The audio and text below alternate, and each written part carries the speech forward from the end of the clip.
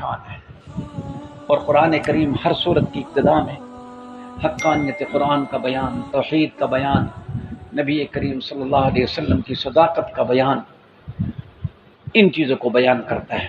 اس صورت کے اندر بھی یہی ہے، حامیم تنزیل من الرحمن الرحیم، یہ کتاب رحمان رحیم کی طرف سے ہے۔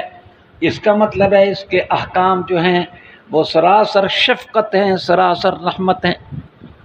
ان کے احکامات کے اندر کوئی سختی نہیں ہے، کوئی ان کے اندر کوئی ایسی چیز نہیں ہے جو تم کو مشقت میں ڈالے، کھول کھول کر بیان کی ہیں۔ اور نبی کی صفت بیان کی، بشیر بھی ہے، نذیر بھی ہے، لیکن لوگ ان کی باتوں پر عمل نہیں کرتے۔ اس صورت کے اندر قرآن کریم کے بارے میں ایک عجیب بات اللہ نے فرمایا وقال الذین کفروا لا تسمعوا لهذا القرآن، کافروں نے کہا کہ قرآن نہ سوچو، قرآن نہ سنو، والغوا فیہ، اور جب قرآن پڑھا جائے تو تم غل مچاؤ، شور مچاؤ تاکہ تمہارا شور قرآن پر غالب آ جائے۔ میں ایک دفعہ سعودی عرب میں ایک گاڑی میں بیٹھا تھا تو قرآن کی تلاوت ریڈیو سے ہو رہی تھی۔ عالمی اصول ہے کہ جب تلاوت ہو یا اس قسم کی بات ہو تو وہ پھر بتاتے ہیں کہ ہم کہاں سے بول رہے ہیں۔ تو میری حیرت کی انتہا نہ رہی کہ جب الاؤنسر نے یہ کہا کہ ہم ریڈیو اسرائیل سے بول رہے ہیں، میں نے کہا واہ میرا مولا، ایک وقت تھا کہ کافر کہتا تھا کہ قرآن نہ سنو، اب وہ وقت آ گیا کہ کافر ہم کو قرآن سناتا ہے۔ وجہ کیا ہے؟ پہلے جب قرآن پڑھا جاتا تھا تو وہ دل سے نکلتا تھا، دل سے قرآن نکلتا تھا، دل پر اثر کرتا تھا، اس وقت سے کہتے تھے قرآن مت سنو۔ اب قرآن زبان سے پڑھا جاتا ہے اور کان اس سے چسکے لیتے ہیں، بس بات ختم ہو جاتی ہے۔ ورنہ قرآن ہے، قرآن کی ایک شان ہے۔ میں اسی واسطے کہتا ہوں کہ دنیا کے اندر سب سے حسین منظر یا تو وہ تھا کہ جب موسیٰ علیہ السلام اللہ کا کلام سن رہے تھے، یا پھر وہ ہوتا تھا جب رسول اللہ قرآن پڑھا کرتے تھے۔ ایک مرتبہ رسول اللہ قرآن پڑھ رہے ہیں صبح کی نماز میں، جنات کی ایک جماعت گزری، اللہ پاک نے ذکر کیا وَيَصْرَفْنَا إِلَيْكَ نَفَرًا مِّنَ الْجِنِّ يَسْتَمِعُونَ الْقُرْآنَ، فلما حضروه، جب وہاں پر وہ حاضر ہوئے انہوں نے کہا قالوا انصتوا، خاموش ہو جاؤ۔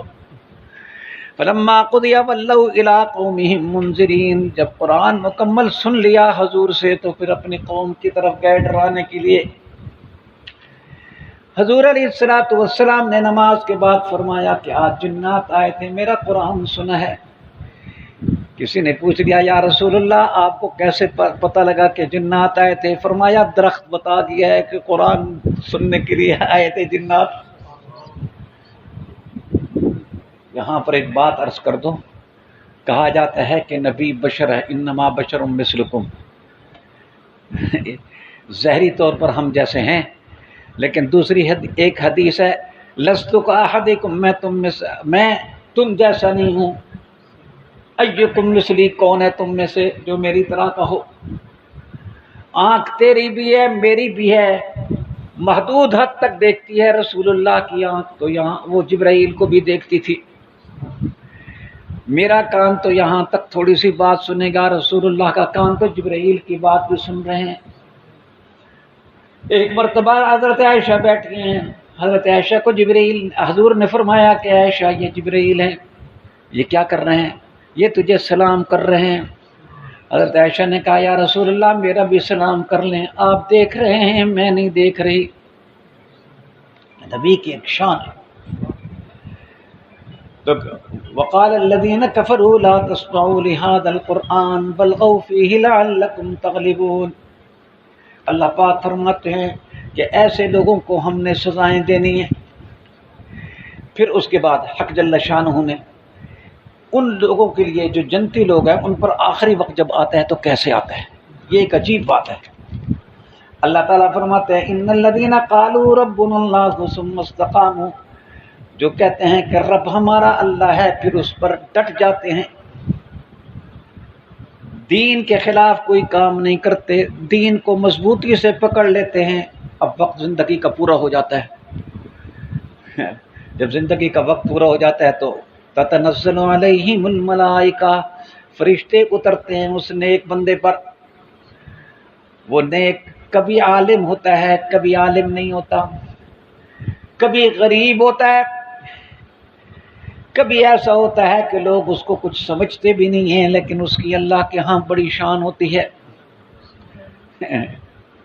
اللہ کے ہاں شان کا ہونا اور چیز ہے، لوگوں کے ہاں شان کا ہونا اور چیز ہے۔ ایک بزرگ تھے حضرت عبدالواحد رحمۃ اللہ علیہ، حضرت حسن بصری کے جانشین بنے تھے۔ انہوں نے حدیث سنی کہ جنت میں اللہ نے ہر کسی کا ایک رفیق بنایا ہے۔ روئے دھوئے اللہ کے سامنے کہ اے اللہ، میرا جو رفیق ہے مجھے پتہ لگ جائے۔ اللہ کی طرف سے الہام ہوا، بزرگوں پر وحی نہیں آتی، الہام ہوتا ہے، لیکن ان کو پتہ لگ جاتا ہے کہ یہ اللہ کی طرف سے، کیونکہ دل پاک ہوتا ہے کہ فلاں بستی میں جا، فلاں نام کی ایک عورت ہے، وہ تیری رفیق ہے۔ ساری سرح کی جادن شوق دا کوئی مل نہیں، گئے بستی میں پوچھا، انہوں نے کہا اس نام کی ایک دیوانی سی عورت ہے، ذرا جنگل میں چلے جاؤ، قریب کہیں مل جائے گی وہ۔ حضرت عبدالواحد روانہ ہو گئے، جا کے دیکھتے ہیں سامنے ایک درخت کے نیچے ایک خاتون کھڑی ہوئی، نماز پڑھی ہے، اور اس کے قریب بھیڑیا اور بکری اکٹھے چر رہے ہیں۔ تعجب در تعجب، خیر کھڑے ہو گئے دور۔ اس بھائی نے سلام پھیرا، انہوں نے دور سے کہا السلام علیکم۔ اس بھائی نے کہا وعلیکم السلام۔ عبدالواحد ملاقات تو جنت میں ہونی تھی، تو یہاں پر کیسے آ گیا؟ یہ کون ہے جس کو لوگ کچھ بھی نہیں سمجھ؟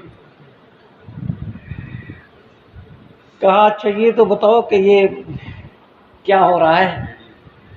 بھیڑیا اور بکری اکٹھے چل رہے ہیں۔ تو اس نے کہا جب آدمی اپنی ہر چیز اللہ کے لیے قربان کر دیتا ہے تو پھر مخلوق کو اللہ اس کے تابع بنا دیتا ہے۔ اب کہتے ہیں کہ کیا ہوتا ہے، فرشتے نازل ہوتے ہیں، ایسے موقع پر آدمی کو دو فکر ہوتے ہیں۔ ایک تو پیچھے فکر ہوتا ہے، مثلا کوئی بچی ہے، کوئی بچہ ہے، ہم جیسا آدمی ہو تو اس کا کوئی پوتا ہے، کوئی نواسا ہے، اور اگر کوئی خدمت کرنے والا ہو تو اس کو اپنے مرید ہوتے ہیں، شاگرد ہوتے ہیں، ان کا بھی فکر ہوتا ہے۔ یہ لین بڑی نازک ہے، اے اللہ، یہ لین بڑی نازک ہے۔ وہ تو پیر دعائیں کر رہا ہوتا ہے، مرید چل رہا ہوتا ہے۔ قدر کرنی چاہیے اپنے شیخ کی۔ بہرحال ایک تو پیچھے کا فکر ہوتا ہے، ایک آگے کا ہوتا ہے۔ تو فرشتے کہتے ہیں اللہ تخافوا ولا تحزنوا، نہ آگے کا خوف کرو نہ پیچھے کا غم کرو، تم خوف اور غم کو ختم کرو۔ وَأَبْشِرُوا بِالْجَنَّةِ الَّتِي كُنْتُمْ تُوعَدُونَ، یہیں جنت کی بشارت مل گئی۔ پھر کہا کہ نحن اولیاؤکم فی الحیات الدنیا وفی الآخرہ، ہم تمہارے ساتھی ہیں دنیا میں اور آخرت میں، فکر نہ کرو، چلو اللہ کے پاس۔ وَلَكُمْ فِيهَا مَا تَشْتَهِي أَنفُسُكُمْ، تمہیں جنت کے اندر ملے گا جو تمہارا دل جی چاہے گا۔